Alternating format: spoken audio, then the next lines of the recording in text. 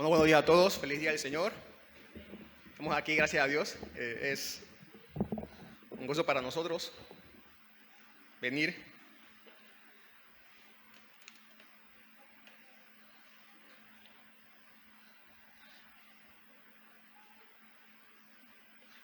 Venir y adorar juntos a nuestro Dios. Cuando hace mucho sol, cuando hace calor, cuando hace frío, cuando llueve. Qué bueno que estamos aquí. Vamos a entonces Éxodo 34. Bueno, quiero anunciarles que próximamente vamos a terminar, ahora en el mes de octubre, esta serie de Éxodo. Creo que comenzamos, si recuerdo bien, en junio o julio. Se me olvidó el mes. Ya tenemos como 1 año y 3 meses más o menos en Éxodo. Junio, creo que fue que comenzamos el año pasado. Y ya vamos por el 34. Pero entonces la semana que viene, si ustedes ven en el libro de Éxodo, son 40 capítulos.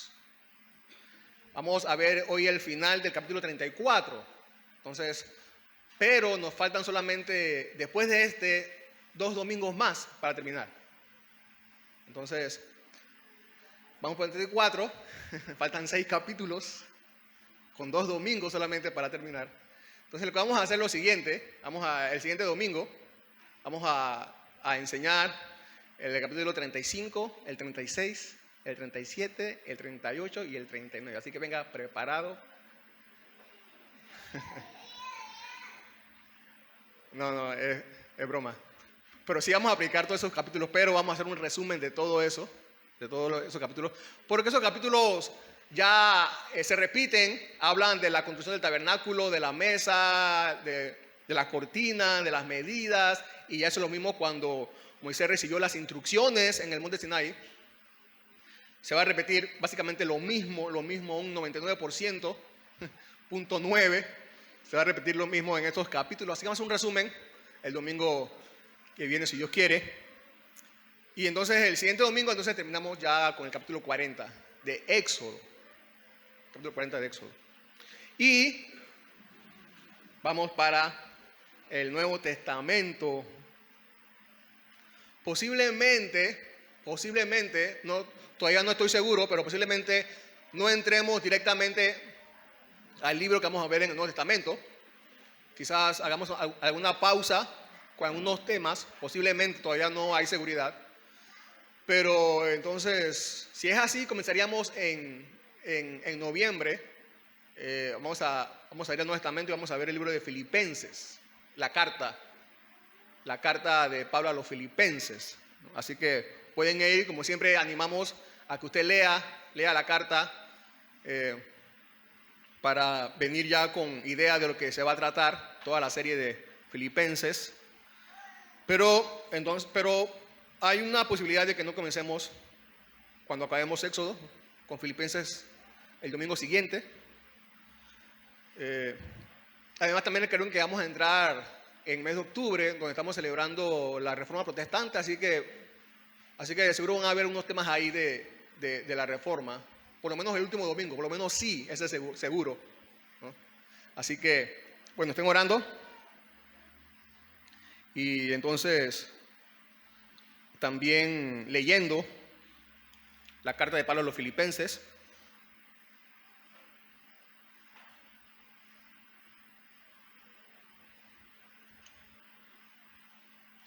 Entonces vamos a Éxodo, capítulo 34, versículos del 11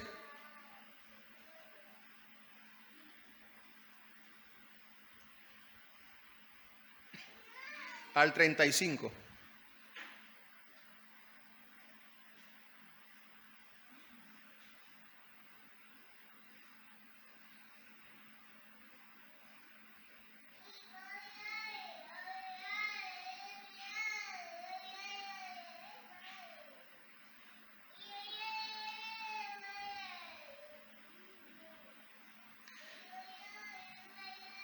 Dice,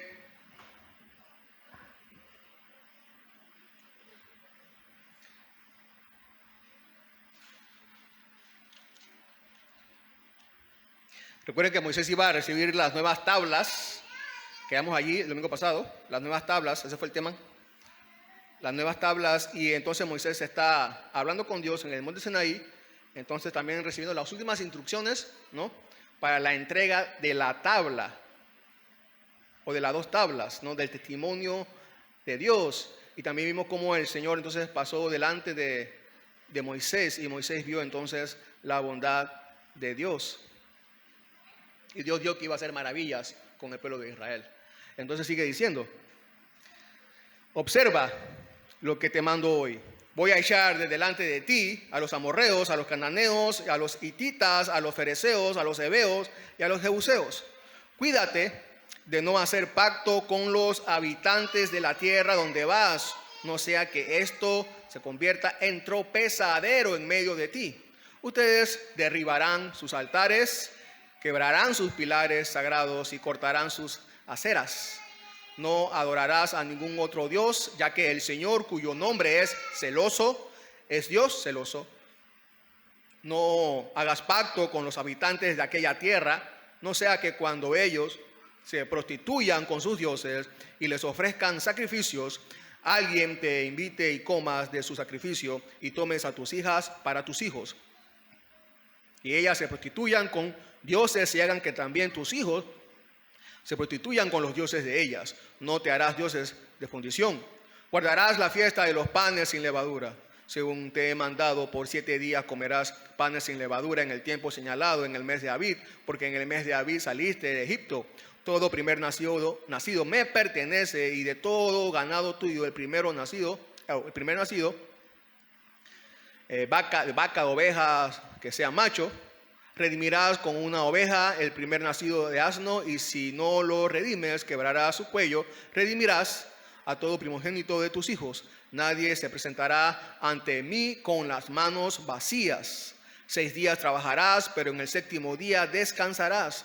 Aún en el tiempo de arar y de segar descansarás. También celebrarás la fiesta de las semanas, es decir, los primeros frutos de la siega del trigo y de la fiesta de la cosecha al final del año.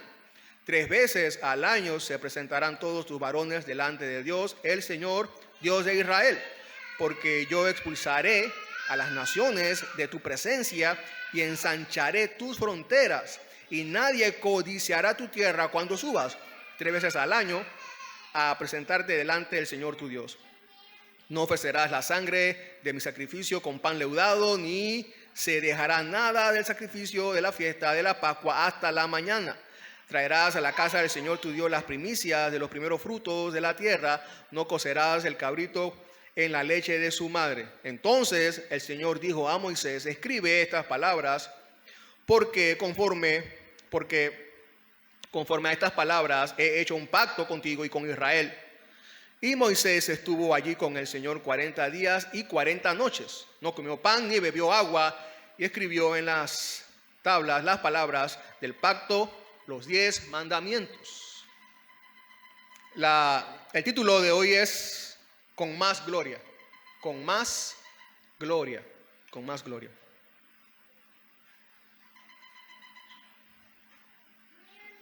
Hace unas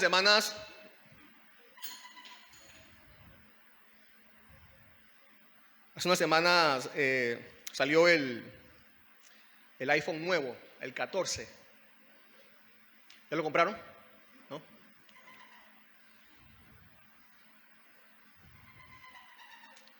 Seguramente que el iPhone 13 de la versión pasada tenía muchas cosas, pero entonces se dice que el último, el 14, entonces tiene formas novedosas, con nuevas actualizaciones. Como ustedes saben, cada celular nuevo es mejor y mejoran el dispositivo.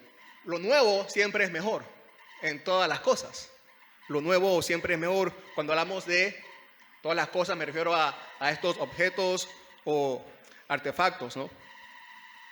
Normalmente también con estas actualizaciones que se hace específicamente en los celulares, normalmente con la nueva versión se pueden hacer cosas que no se podían hacer con la antigua versión.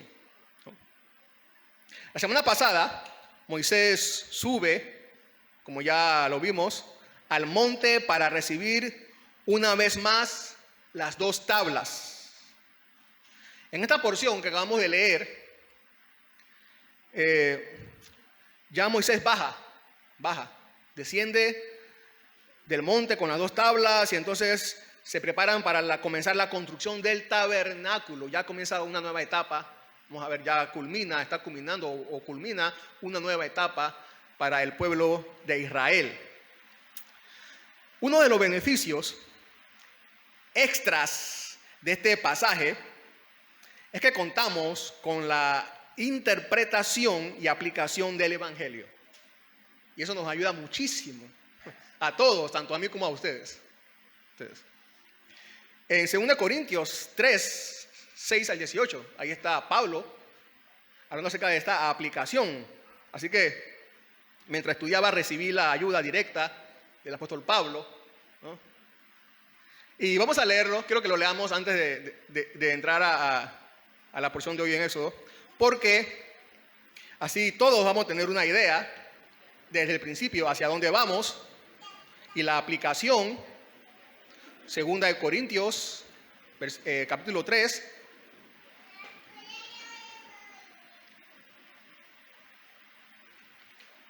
del 6 al 18.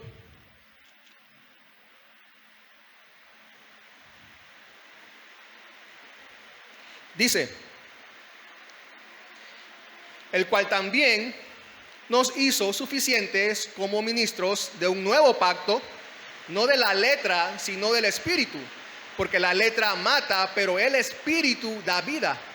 Y si el ministerio de muerte grabado con letras en piedras fue con gloria, se refiere Pablo al antiguo pacto que está hecho con Dios e Israel, de tal manera que los israelitas no podían fijar la vista en el rostro de Moisés, perdón, por causa de la gloria de su rostro, la cual se desvanecía. ¿Cómo no será aún con más gloria el ministerio del Espíritu? Porque si el ministerio de condenación, o sea, el antiguo pacto con Moisés, Dios y los israelitas, ¿no?, tiene gloria, mucho más abunda en gloria el ministerio de justicia, o sea, el nuevo pacto hecho con Cristo. Pues en verdad, lo que tenía gloria en este caso no tiene gloria por razón de la gloria que él lo sobrepasa, porque si lo que se desvanece fue con gloria, mucho más es con gloria lo que permanece, o sea, el nuevo pacto. Teniendo por tanto tal esperanza, hablamos con mucha franqueza y no somos como Moisés, que ponía un velo sobre su rostro para que los israelitas no fijaran su vista en el fin de aquello que había de desvanecerse. Pero el entendimiento de ellos se endureció, porque hasta el día de hoy, en la lectura del antiguo pacto, el velo permanece sin alzarse, pues solo en Cristo es quitado. Y hasta el día de hoy, cada vez que se lee a Moisés, un velo está puesto sobre sus corazones, o sea, sobre el corazón de los judíos. Pero cuando alguien se vuelve al Señor, el velo es quitado. Ahora bien, el Señor es el Espíritu, y donde está el Espíritu del Señor hay libertad. Pero todos nosotros, con el rostro descubierto, contemplando como en un espejo la gloria del Señor, estamos siendo transformados en la misma imagen, de gloria en gloria, como por el Señor, el Espíritu. Este pacto, el antiguo pacto, al cual el apóstol Pablo llama el pacto de la condenación y de la muerte, por su incapacidad para salvar, ¿no? Este pacto tenía su gloria, su esplendor, tenía su esplendor, pero tenía una gran carencia. Pero Dios entonces nos deja ver, aún en el antiguo pacto, o nos deja ver en el antiguo pacto, que tiene más para nosotros, su pueblo. Tiene más. ¿Cómo? ¿Cómo Dios nos deja ver el antiguo pacto que Él tiene más para nosotros? Bueno, tenemos más abundante gloria, como decía el apóstol Pablo. Vamos a verlo. Número 1, tenemos más gloria. Toda la tierra será nuestra. versículos del 11 al 27, del 11 al 27. Y también tenemos más abundante gloria, seremos semejante a Él, semejante a Él. Versículos del 28 entonces al 35. Tenemos más gloria, toda la tierra será nuestra. Versículos del 11 al 27. Tanto para la advertencia contra la idolatría, en el versículo 11, como para la observancia de las fiestas, desde el versículo 24 en adelante, Dios les recuerda al pueblo de Israel la promesa, su promesa de que Él, Dios, es el quien va a echar a los habitantes de Canaán para que ellos, el pueblo de Israel, pueda servir a Dios en paz y prosperidad. En paz y prosperidad. Nadie los molestará cuando vengan a adorarme, dice allí. Y parte de la gloria de este pacto de Dios con Israel fue esta gran conquista que Dios ha hecho o que Dios hizo por ellos. Digo parte de la gloria porque al referirse a la gloria de este pacto, también el apóstol Pablo, nosotros podemos hacer referencia o recordar todas las maravillas que Dios hizo desde que sacó al pueblo de Israel. Las plagas, el mar rojo, abrir el mar rojo, ¿no?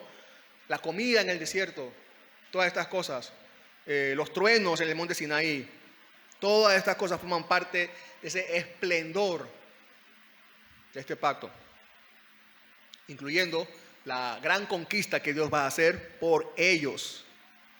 Conquista de una gran tierra por Dios para su pueblo. Dios fue quien derrotó a los habitantes de Canaán por ellos.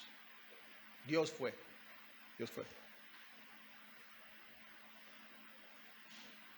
¿Por qué Dios le dice por qué Dios le promete al pueblo de Israel que Él echará a los habitantes de Canaán? ¿Por qué? Bueno, el pueblo de Israel no tenía un gran ejército, ni armado. El pueblo de Israel no tenía ningún departamento de inteligencia, de guerra. ¿A qué pueblo Dios libró de Egipto? A un pueblo insignificante, para nada especial, sin ninguna fuerza. Sería entonces esto una gran hazaña nunca antes vista en la historia. Esto es una gloria, parte de la gloria. Esta conquista sería contra enemigos poderosos. El pueblo de Israel se encontraría con oposición de ejércitos mucho más numerosos que el suyo y mejor provisto de materiales de guerra. Solo en Dios estaba la confianza de Israel. Solo en Dios, y nada más.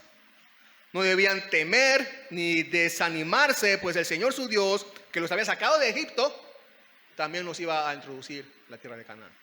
Así como los sacó de la misma manera poderosa que los sacó de Egipto, los introducirá para poseer la tierra de Canaán.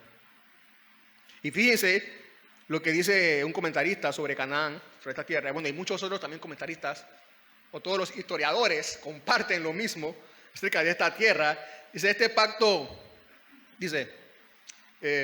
una tierra buena y grande, hacia el este del Jordán. El suelo es rico y productivo. El país en algunos lugares está arbolado con árboles finos y la hierba es exuberante. Vastas extensiones en la primavera producen enormes cosechas de grano y durante todo el año los pastos de todo tipo son abundantes. La frase precisamente que fluye con leche y miel probablemente es una expresión proverbial que se refiere a una tierra de abundancia. Abundancia. Todo estaba allí en Canaán. Todo. Este pacto también, su gloria es precisamente que refleja la voluntad de Dios. Su pueblo, o sea, el pueblo de Dios en la tierra que Él les quiere dar. Esa es la voluntad de Él. Y eso va a suceder. Pero este pacto, como estaba sujeto como ya sabemos, ya hemos visto, estaba sujeto al comportamiento del pueblo de Israel, ¿no? Dios se lo había dicho a ellos. Si obedecen, ahí hay una condición. Si obedecen, permanecerán allí. Está sujeto al comportamiento del pueblo de Israel para con Dios. Una conquista entonces definitivamente sobrenatural, en una tierra próspera como ninguna. Solo Dios les prohíbe tener, como hemos visto, entonces, otros dioses y adorarlos. Solamente debían adorarlo a Él. Y por eso instituye las fiestas que vemos en los versículos del 18 al 26, que también ya hemos visto. La fiesta de los panes sin levadura, de las cosechas, ¿no? De las primicias y todas esas cosas, son instituidas para adorar a Dios, como señal de que ellos adoraban al Dios verdadero. La provisión de otros dioses y la adoración entonces al Dios verdadero. ¿Qué sucede? Ya ustedes conocen la historia, la hemos repetido muchas veces. ¿Qué sucede con Israel? Quebrantan el pacto. Quebrantan el pacto. ¿Y qué sucede con la tierra? La pierden. Pierden la tierra. Pierden la tierra que Dios les había dado para que, inclusive para que ellos siguieran conquistando el resto de toda la tierra. Porque esa era la idea. Así como a Adán, ¿se acuerdan? Cuando Dios puso a Adán en el Edén, en el lugar santo, no era para que Adán solamente pudiera estar allí toda su vida, 3000 años ahí metido. No, Adán como hijo de Dios tenía la misión de procrear más hijos de Dios y llenar toda la tierra. Toda la tierra llena de hijos de Dios. Pero Adán fracasó. Así como el pueblo de Israel también fracasó en llenar toda la tierra, en cubrir toda la tierra del pueblo de Dios.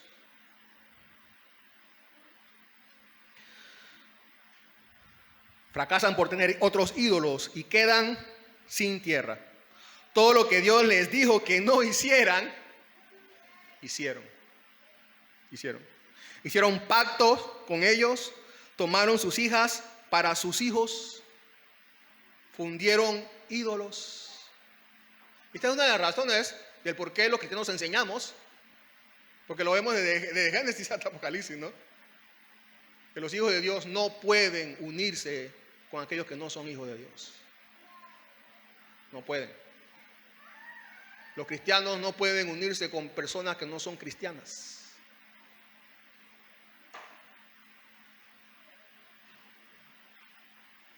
Se olvidaron que uno de los nombres de Dios es, ¿cuál?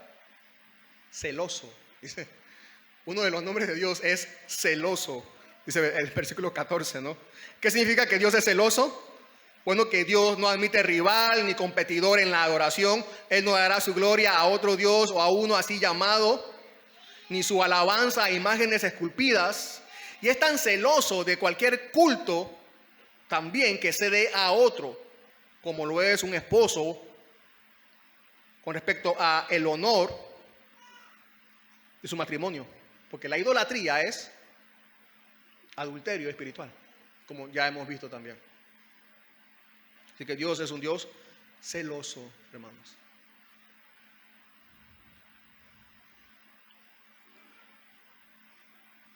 Ya se ha dicho que nuestros ídolos son muchos y siempre estamos fabricando más ídolos. ¿No? Esta era una advertencia, como ya vimos, un gran pecado, como vimos también hace domingos, ¿no? Pero nosotros, el ser humano, sigue fabricando más ídolos. Son muchos y hacemos más ídolos. Ahora, si tú estás pensando y diciendo algo como, diciendo algo para ti, ¿no? En este instante, pensando algo como, bueno, yo no sé de qué te habla, pastor, no sé de lo que habla, yo no tengo ídolos. Bueno, te digo que acabas de confesar que tienes un ídolo más, que es el ídolo de la mentira. Con respecto a los ídolos, el pastor Charles Spurgeon dice: si somos verdaderos cristianos, debemos mantener el martillo dándoles hasta que estén todos destruidos. Esa es nuestra tarea en toda nuestra vida cristiana. Entonces dice el versículo 27, entonces el Señor dijo a Moisés: escribe estas palabras, porque conforme a estas palabras he hecho un pacto contigo y con Israel. Y esa frase es importante: he hecho un pacto contigo, Moisés, y con Israel. Este pacto es contigo y con este pueblo Israel. Si recordamos que Moisés, inclusive el mismo Israel, es tipo de Cristo.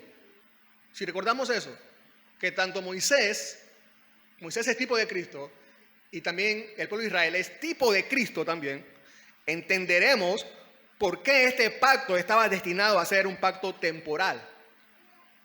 Temporal. Este pacto era una prefigura del verdadero pacto. Así como el tabernáculo, ¿se acuerdan? Era una maqueta del verdadero. Este pacto entonces era una prefigura del verdadero pacto, o sea, el pacto eterno. Dios poniendo al pueblo de Israel en la tierra de Canaán era solo una muestra de cómo Dios nos dará a nosotros, su verdadero pueblo, toda la tierra. Toda la tierra.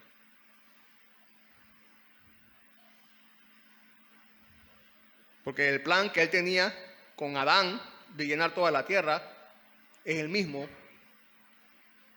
y lo cumplirá. Pero, como explica el apóstol Pablo entonces, en el ministerio de justicia, o sea, el nuevo pacto, la gloria es más abundante. Por eso hablamos de toda la tierra. ¿Por qué? Porque la conquista, otra vez, es toda la tierra y para siempre. Para siempre. Segunda de Pedro 3:12, estos pasajes que ya no lo sabemos de memoria, ¿no? Segunda de Pedro 3:12, esperando y apresurando la venida del día de Dios, en el cual los cielos serán destruidos por fuego y los elementos se fundirán con intenso calor. Pero según su promesa, nosotros esperamos nuevos cielos y nueva tierra en los cuales mora la justicia. En los cuales mora la justicia. Apocalipsis 5, 9 y 10. Y cantaba un cántico nuevo, el apóstol Juan, ¿no? Viendo el futuro, la eternidad del pueblo de Dios, diciendo: digno es de tomar el libro y de abrir sus sellos, hablando de Jesús, porque tú fuiste inmolado y con tu sangre compraste para Dios a gente de toda tribu, lengua, pueblo y nación, y los ha hecho reinos y sacerdotes para nuestro Dios, y reinarán. ¿Dónde?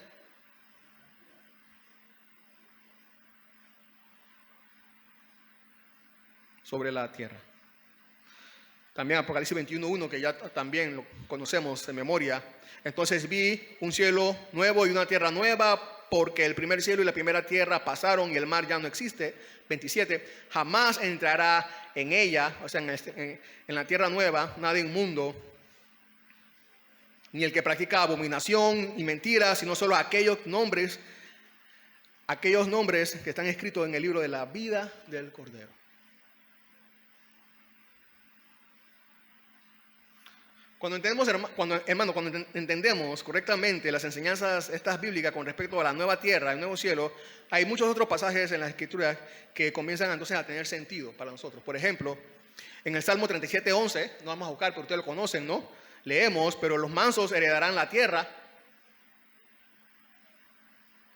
Es significativo que Jesús también habló de esto y lo dijo también en el Sermón del Monte, precisamente. Y ahí también enseña la aplicación en el nuevo pacto. Bienaventurados los mansos, Mateo 5. Bienaventurados los mansos, porque ellos recibirán la tierra toda por heredad. Toda por heredad. También recordamos que en Génesis capítulo 17 nos enseña que Dios prometió a Abraham y a su simiente precisamente toda la tierra de Canaán como posición eterna. Pero también en Romanos recordamos las palabras del apóstol Pablo cuando enseña también que toda la tierra gime, ¿no?, por la liberación del pecado, esperando la venida del Señor.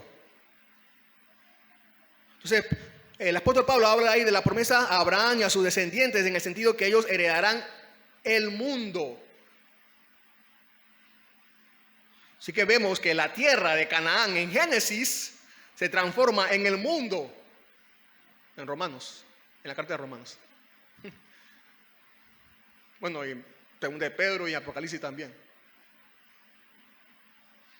Pero mientras vamos allá, hermanos, y llegamos, Dios promete ir con nosotros y darnos la victoria sobre este mundo y conquistarlo de la forma como dice el apóstol Pedro: todo será destruido y ahí morará la justicia después en la nueva tierra por siempre. Morará la justicia y nunca se acabará, por supuesto. Este mundo, entonces, Dios se lo devolverá a sus hijos. Dios promete ir con nosotros, como prometió ir con el pueblo hacia Canaán, para ayudarles, para pelear por ellos, por nosotros hoy. Porque los poderes de este mundo y sus autoridades no están a nuestro favor. Lo sabemos muy bien. Las personas de este mundo seguirán persiguiéndonos, ultrajándonos, abusando de nosotros. Nosotros no cabemos en el sistema de este mundo. No. Nosotros podemos hacer aportaciones en trabajos que tenemos aquí, hoy, este día. Es más, hay cristianos que han hecho grandes aportaciones en siglos pasados en este mundo, a este mundo. Pero los poderes de este mundo las controlan y las usan para sus propósitos contra la voluntad de Dios. Nosotros vamos entonces con la voluntad de Dios. Ese es nuestro propósito, ese es nuestros sueños. Nosotros los cristianos no vamos tras nuestros sueños a como de lugar, como lo hacen los demás. Sí tenemos sueños, trabajar y conseguir algunas cosas, pero nuestros sueños los sometemos, nuestras metas, propósitos, los sometemos a la voluntad de Dios, a su evangelio, a su gran plan perfecto y eterno, que es mucho mejor que el nuestro. Las otras personas siempre se reirán del pueblo de Dios. Intentarán humillarlo, avergonzarlo.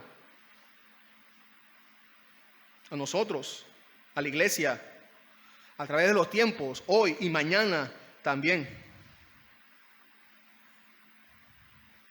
¿Qué hacen aquí un domingo? Míralos ahí en el templo, perdiendo el tiempo, en vez de salir al mundo y triunfar en la vida.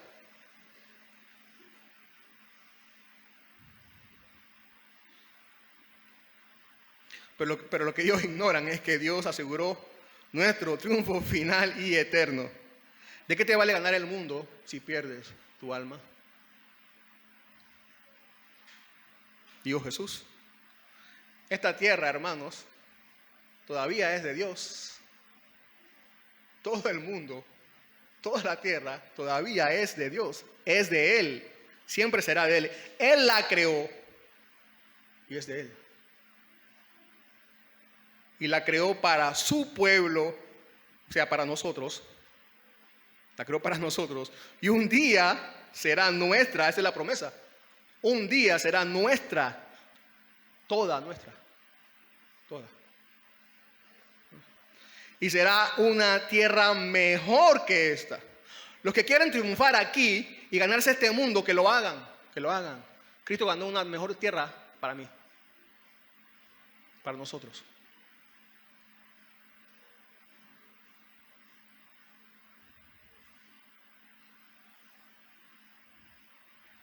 Hay más para nosotros. En el antiguo pacto, eso es lo que podemos ver, que hay más para nosotros. Hay más gloria para el pueblo de Dios por Cristo Jesús. También, seguimos avanzando, versículo 28 al 35, entonces, tenemos más gloria transformados a su semejanza, transformados todos a la semejanza de Él. No solamente uno como Moisés, sino que todos. Moisés estuvo 40 días, dice el versículo 28, y 40 días más en el monte Sinaí, ¿no? Porque ya había estado 40 días, ¿no? Según el capítulo 24, versículo 8, baja por el pecado del pueblo y sube una vez más 40 días más. Así que una vez más el pueblo tuvo que esperar y parece que esta vez aprendieron la lección. ¿Y cuál fue la lección? Bueno, esperar a Dios te mantiene vivo, no esperarlo no. Esa es la gran lección. 40 días allá arriba y 40 días ayunando allá. Solamente Moisés, aparte de Moisés, Elías y el Señor Jesús, en toda la Biblia, fueron los únicos que realizaron este ayuno, o un ayuno así, de 40 días. Nadie más. Nadie más. Dicho sea de paso, en ninguna parte de la Biblia se nos manda a nosotros a ayunar 40 días. Es más, como acabo de decir, en toda la Biblia solamente 3 hombres llamados por Dios para hacerlo lo hicieron. Ni siquiera el apóstol Pablo lo hizo. Ni siquiera el apóstol Pablo lo hizo. Voy yo a ponerme a ayunar 40 días. Nadie más. Dios mismo los llamó a eso. Así que de una manera sobrenatural fueron sustentados por Dios. El número 40 en la Biblia es un periodo que anuncia un cambio. ¿Se acuerdan? Como el diluvio, ¿se acuerdan? 40 días, ¿no? Un cambio. Nuevo mundo, nueva tierra.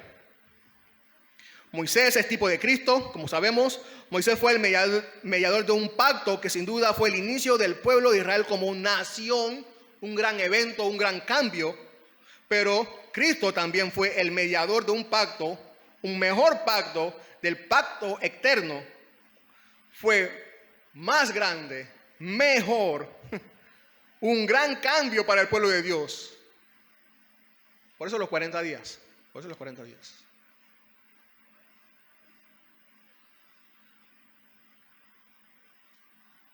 Y así como Moisés entonces descendió de la misma presencia de Dios con la voluntad de Dios escrita para el pueblo, Jesús desciende de la misma presencia de Dios trayendo la voluntad de Dios. Hebreos 1 del 1 al 3, Dios habiendo hablado hace mucho tiempo, en muchas ocasiones y de muchas maneras de los padres por los profetas, en estos últimos tiempos nos ha hablado por su Hijo, a quien constituyó heredero de todas las cosas por medio de quien hizo también el universo.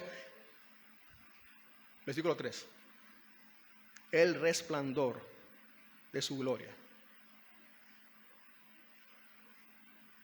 Moisés bajó del monte con la palabra de Dios, con un resplandor. Jesús baja de la presencia de Dios con la palabra de Dios, siendo él el resplandor de la gloria de Dios.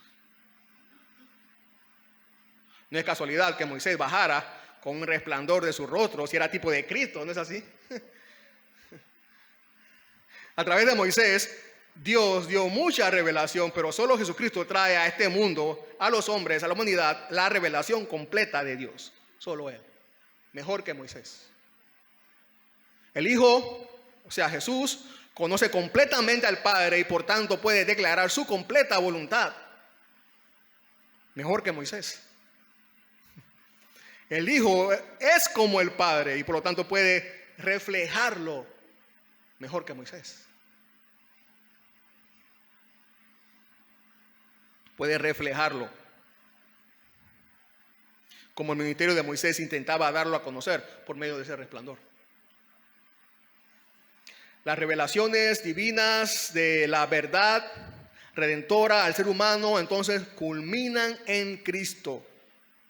No se nos concederán nuevas o mejores revelaciones, pero toda aquella persona piadosa, paciente, ferviente, estudiante de las Escrituras hallará una iluminación más brillante en esas mismas revelaciones ya dadas. Recordemos que las palabras de Cristo son un tesoro inagotable y ese tesoro se hará cada vez más evidente para aquel que es amante de las Sagradas Escrituras. En el versículo 29, Dice que cuando Moisés descendía del monte, entonces, dice Sinaí, con las 2 tablas del testimonio en su mano, al descender del monte, Moisés no sabía que la piel de su rostro resplandecía por haber hablado con Dios. Dice un comentarista que él hace esta pregunta, hace su comentario comenzando con esta pregunta. ¿Has oído hablar de las marcas de los cuerpos de algunas personas, más que todo católicas romanas, que reciben el nombre de estigmatización? En las manos y en los pies aparecen heridas similares a las infligidas el Salvador crucificado. Se argumenta que es por la intensa meditación de sus almas extasiadas sobre las agonías del Señor Jesús. Es supuestamente un misterio eso. Dice, bueno, dejaremos a los fisiólogos que expliquen el supuesto fenómeno o que expongan la posible impostura. Y pasaremos a decir que esta estigmatización física tiene su contraparte moral. Que aunque las heridas infligidas en la carne del Salvador no se reproduzcan en los cuerpos de sus santos, la gloria moral de su naturaleza sí se refleja en sus almas, en las vidas de sus santos, de los que conforman su pueblo. Y a través entonces de nuestros rostros puede irradiarse al mundo una vida conducida de acuerdo al conocimiento del único Dios verdadero y una vida conducida por amor al prójimo. Dice que eso es lo que reflejamos nosotros. Ese es el resplandor que reflejamos. Pero seguimos. En el siglo 30 dice que al ver a Aarón y todos los israelitas que la piel del rostro de Moisés resplandecía, tuvieron temor de acercarse a él. Y se dan algunas razones, ¿no? Antes de seguir, para este resplandor que tenía Moisés. Uno dice que en primer lugar significaba que la ley procedía de un mundo superior de la luz, de conocimiento y de santidad. O sea que el resplandor del rostro de Moisés estaba relacionado con la ley y el pacto escrito por Dios.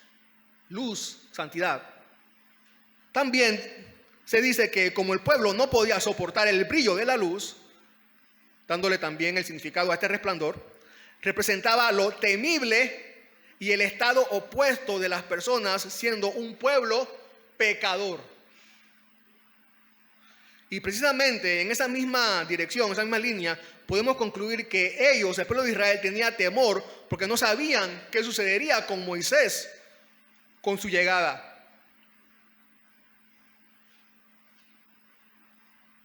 Quizás ellos pensaban que aún Dios, todavía estaban expectantes a cuál era la decisión de Dios. Quizás pensaban que todavía Dios no había cesado el castigo por sus pecados. Y al ver a Moisés con esa luz, seguro no pensaron que sería nada bueno que les acontecería. Y temieron.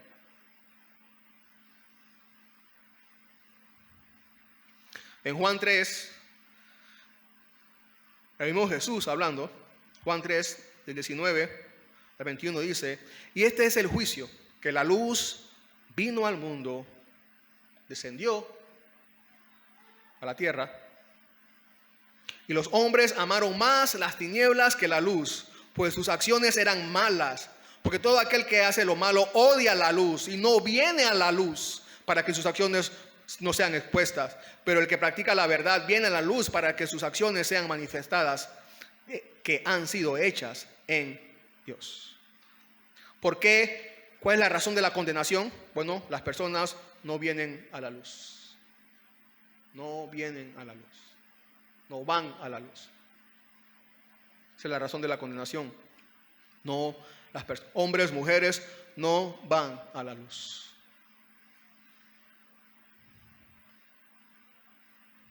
Quiero que mediten esto. Piensen en esto.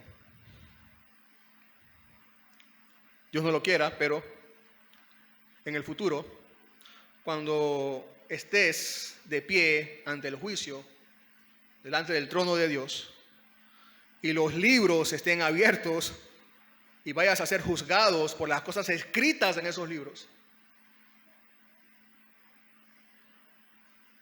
Y cuando tu nombre es finalmente llamado y tienes que estar de pie delante de Dios con tu vida al descubierto, cada día, cada acción, cada pensamiento en tu corazón,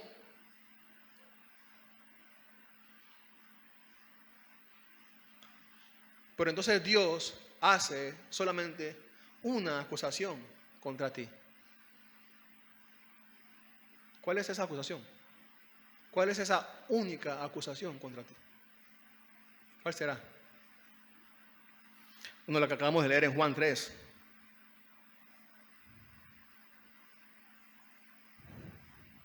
No se va a leer una lista de todas las mentiras que dijiste o de cada pensamiento o acción incorrecto que tuviste. Solamente habrá una acusación contra ti.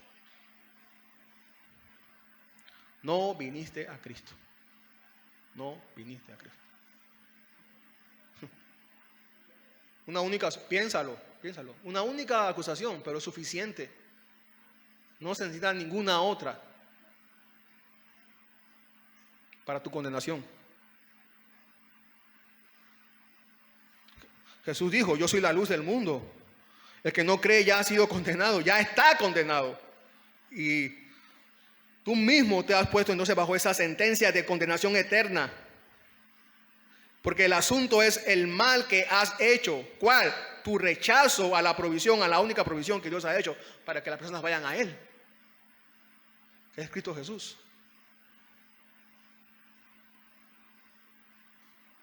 Y por el cual todos los seres humanos, hombres y mujeres, pueden tener el perdón de sus pecados.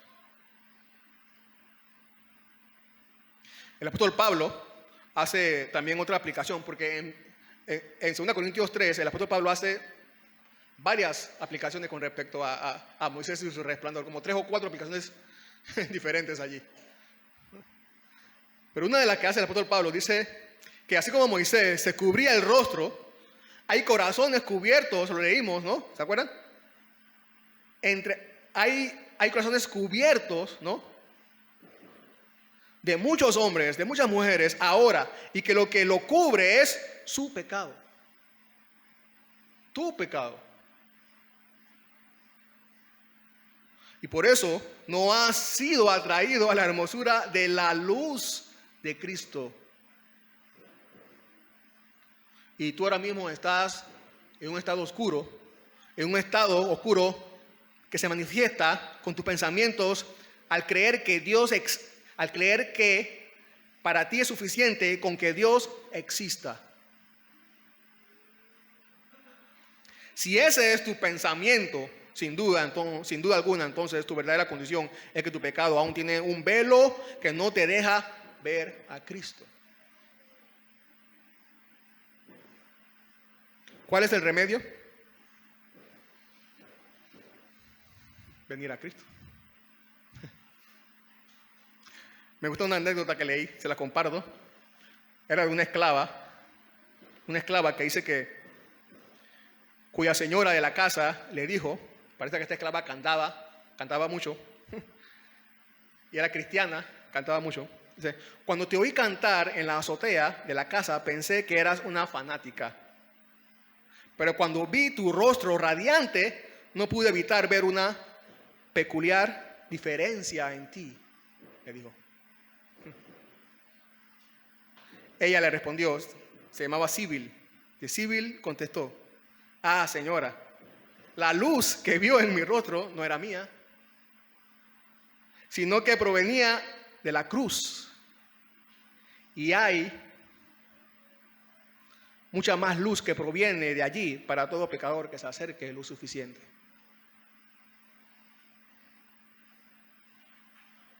El Salmo 34, versículo 5, por eso dice, los que a él miraron fueron iluminados, sus rostros jamás serán avergonzados. Así que, si tú eres uno de esos, ven, acércate, él te está llamando, acércate a la cruz.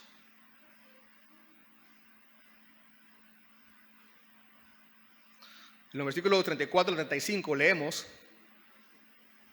pero siempre que Moisés estaba en la presencia del Señor para hablar con él, se quitaba el velo hasta que salía. Siempre que él salía, decía a los israelitas lo que el Señor le había ordenado. Los israelitas veían que la piel del rostro de Moisés resplandecía y Moisés volvía a ponerse el velo sobre su rostro hasta que entraba a hablar con Dios. Otra aplicación que hace el apóstol Pablo es que Moisés se cubría porque no quería que vieran, porque no quería que el pueblo de Israel viera y comprendiera la verdad de que esa gloria, ese resplandor, tenía un final.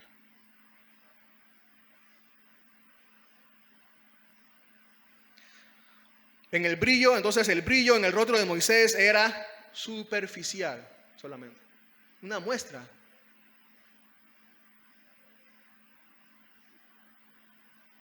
Se desvanecía y no dejaba ninguna huella. Así, el brillo superficial, este brillo que no tenía ni permanencia ni poder transformador, se convierte en una ilustración de la impotencia de la ley para cambiar el carácter moral. Por eso que el apóstol Pablo lo llamó ministerio de condenación, ministerio de muerte. Impotente para cambiar el carácter moral a la semejanza del carácter del verdadero y único Dios del que provenía tales mandamientos.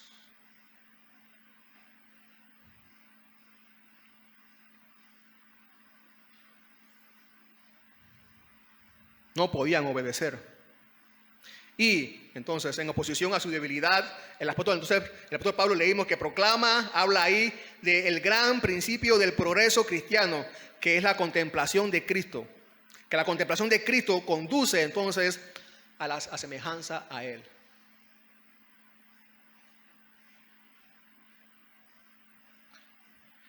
Ahí lo dice, pero todos, versículo 18, otra vez lo leímos, son en Corintios 3, 18, pero todos nosotros con el rostro descubierto, contemplando como en un espejo la gloria del Señor, estamos siendo transformados en la misma imagen de gloria en gloria como por el Señor.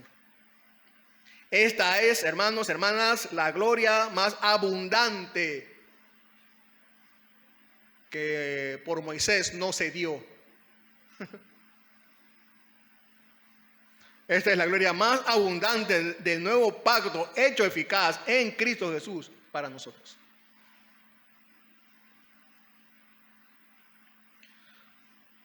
Si usted mira mis ojos, si usted se pone delante de mí, ¿no?, y observa mis ojos, ¿qué verá?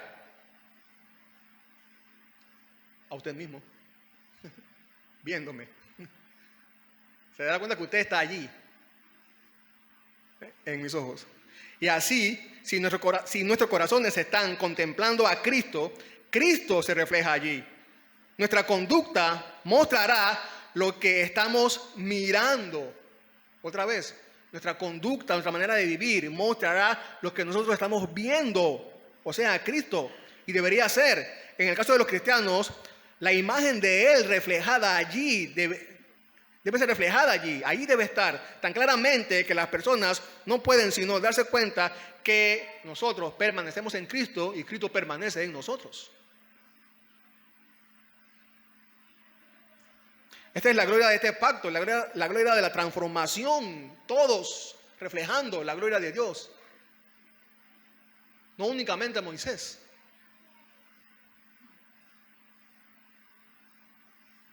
Es por eso que la respuesta a la pregunta, ¿qué es la vida cristiana?, bien podría ser, bueno, la vida cristiana es un estado permanente donde se contempla a Cristo. ¿Cuál es la marca de la verdadera religión? ¿Cuál es la marca de la verdadera religión? Su objetivo, el cual es la semejanza a Cristo. Otra vez, el rostro de Moisés se iluminó, reflejando que estaba con Dios. Pero en el nuevo pacto, entonces, que es mejor y donde hay más gloria, nuestras vidas, de todos, las vidas de todos, reflejan el brillo de nuestra semejanza a Cristo.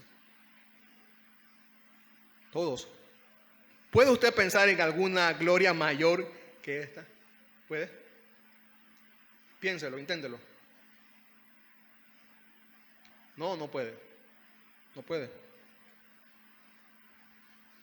¿Sabe por qué no?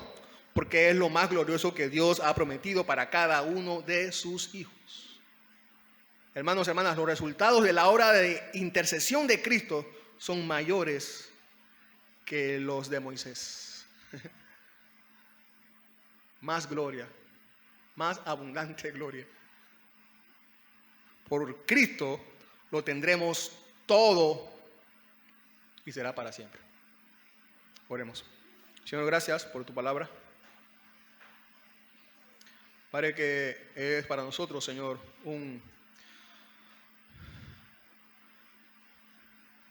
una gracia inmerecida, Señor, porque así éramos nosotros insignificantes como Israel, como el pueblo de Israel, Señor, insignificantes, y tú nos llamaste y nos has traído aquí y nos has dado promesas, Señor, y tú no mientes y ahora esperamos en ellas, Señor. Gracias, Señor, por tu paciencia, por tu gracia, misericordia, amor, mientras, Señor, llegamos a la tierra prometida por nosotros, para nosotros. Para ayudarnos, Señor, a poder avanzar, Señor, y creciendo, despojándonos, Señor, de todo lo que nos pueda hacer tropezar y que podamos comprometernos contigo cada día más y más y más, Señor.